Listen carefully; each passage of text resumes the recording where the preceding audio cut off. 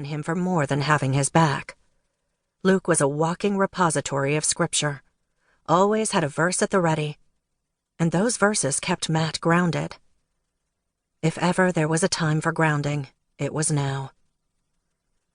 "For thou hast girded me with strength unto the battle," the corporal murmured. "Thou hast subdued under me those that rose up against me." Psalm 18:39. Matt let the words sink in. He'd heard Luke quote that one before. It was good for putting a military man in a confident frame of mind before charging an enemy, but less than reassuring when one hoped for peaceful compliance. It lent an ominous tension to the knot already twisting in Matt's gut. Colonel Forsyth ordered the Lakota to turn over their rifles, his men moving among the warriors and effectively separating them out from the camp where the women and children remained.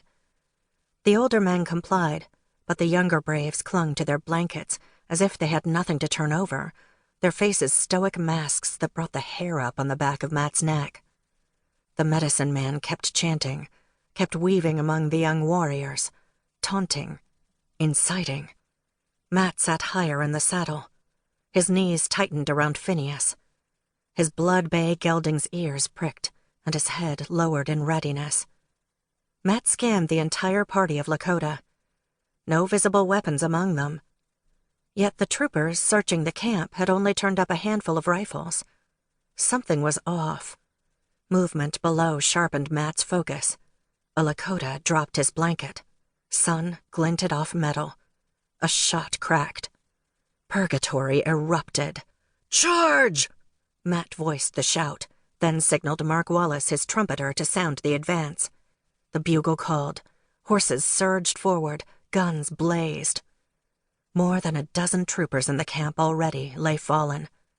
Twice as many Lakota sprawled unmoving in the snow beside them. The cavalry's sentinels and scouts sprinted for the protection of the mounted line.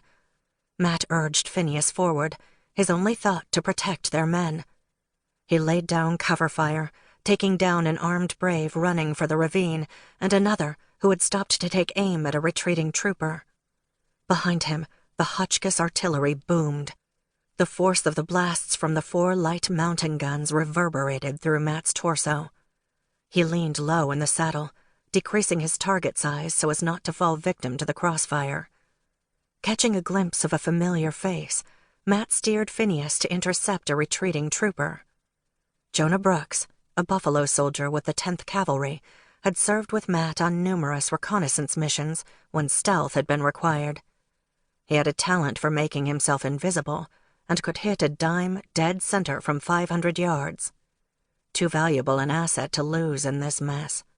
Plus, he was a friend. Matt holstered his Remington and yanked his left boot from the stirrup.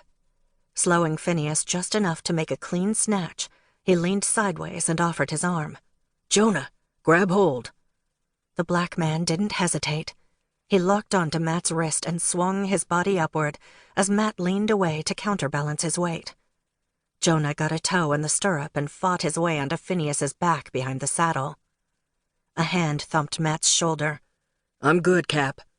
Matt turned Phineas and headed for the edge of the ravine. The Hotchkiss guns had started a panic among the Lakota.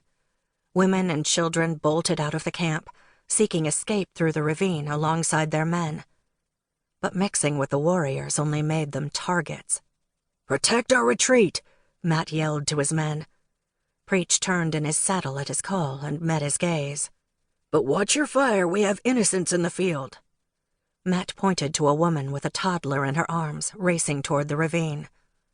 Preach nodded and started shouting to the troops under his command. Making war on a trained enemy was one thing, but cutting down women and children, neither of them wanted any part of that.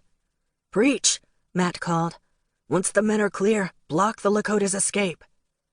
His corporal tapped his cap brim with the barrel of his revolver, showing he'd heard.